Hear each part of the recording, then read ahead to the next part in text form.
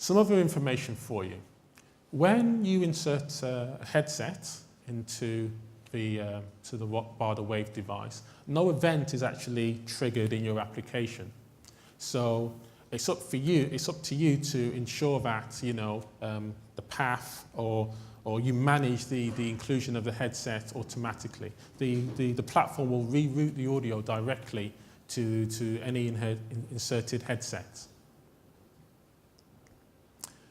Again, managing external events. If while making use or whilst in the middle of the playback of your media application, an incoming call were to arrive, audio in, audio out, or automatically stopped by the platform.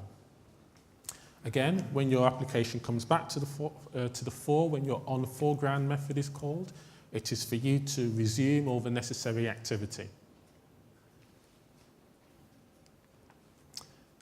Again, when the user selects silent mode on the device, your application is not informed, so you are required to perform the necessary checks by inquiring as to into the setting info class to determine whether the user has made any settings change.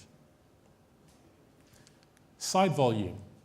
Your application is responsible for picking up the key events of the volume keys on the device and making any volume changes to your application as you see fit.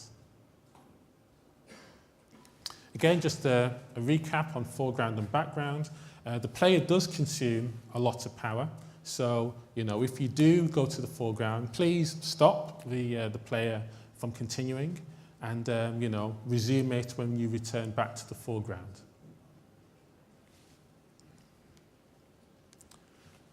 So, in this presentation, I've covered the audio recorder class, the player class, and I've showed how we can manage PCM data making use of the audio in and audio out classes.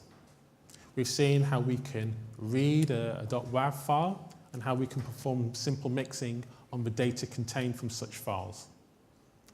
With regards to image and video management, we've seen that we can both encode and decode images into various formats, and we can use an overlay panel for playback of video in addition to the player class. And using the real-time streaming protocol, we can stream both audio and video of a number of different formats and codecs.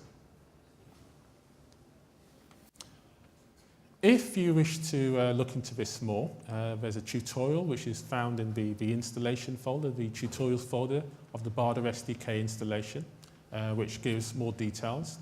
And also in the samples directory, the following example code exists, which I would encourage you to explore because it shows some of the principles and there's lots of template code which I'm sure you could use in your applications. So thank you. That concludes my presentation on an introduction to sound and media.